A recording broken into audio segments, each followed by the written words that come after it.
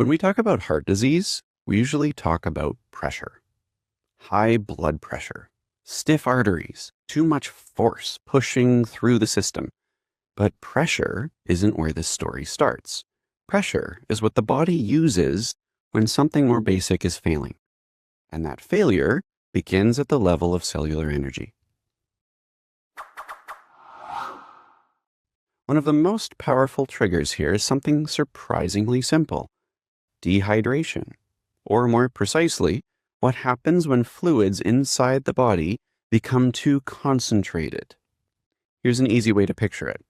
Think about reducing a sauce in a pan. As the water boils off, everything left behind becomes thicker and more concentrated. Cells experience the same thing when water is low, when salt is high, or when blood sugar stays elevated. This is what researchers call osmotic stress. And according to Dr. Richard Johnson's work, it's one of the strongest signals the body has that survival might be at risk. When cells sense this kind of stress, they flip on an ancient pathway. They start making fructose inside the body itself.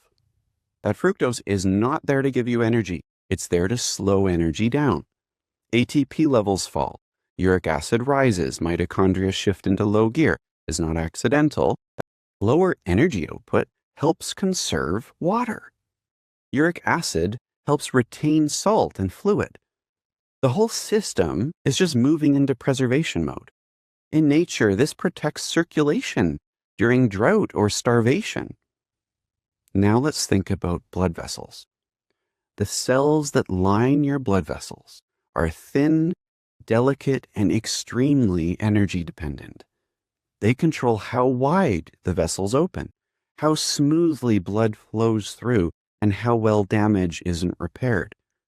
They aren't the biggest processors of fructose, but they are among the most sensitive to its effects.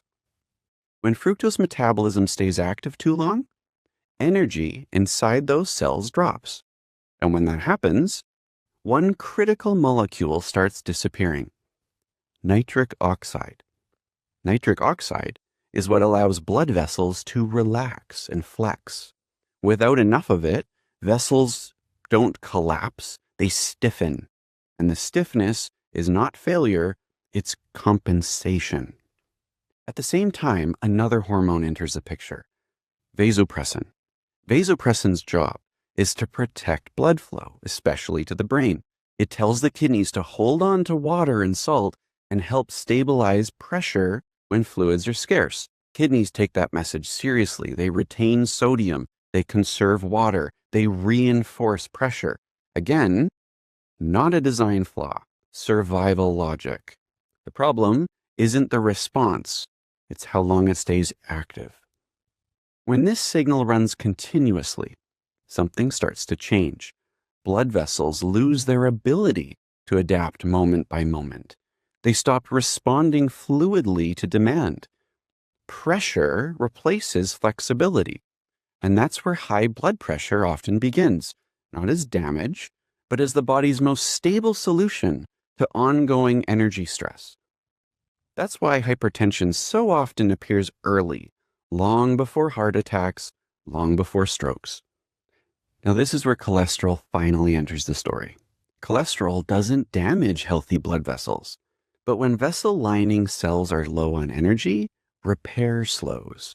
The protective surface of vessel walls thins. Oxidative stress increases. And under those conditions, cholesterol can slip in and start accumulating.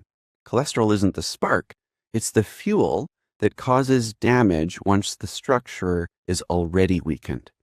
Energy failure is what sets the stage. And this is how fragility spreads. Energy-poor cells create stiff vessels. Stiff vessels raise pressure. Pressure stresses downstream tissues. Those tissues reinforce conservation signals, and what starts in a cell becomes a vessel problem. And what starts in a vessel becomes a system problem. It's not collapse, it's just adaptation, again, held too long. So cardiovascular disease is not really a disease of excess force. It's the endpoint of chronic energy conservation. Osmotic stress triggers fructose production. Fructose slows cellular energy. Uric acid and vasopressin preserve pressure. Blood vessels stiffen to maintain flow, and then cholesterol just exploits the weaknesses that follow. Every step once served survival. The problem is that modern life never turns the signal off. And next, we'll see what happens when this same energy failure reaches the brain. Not as a new mystery, but just the same story expressed in a different organ.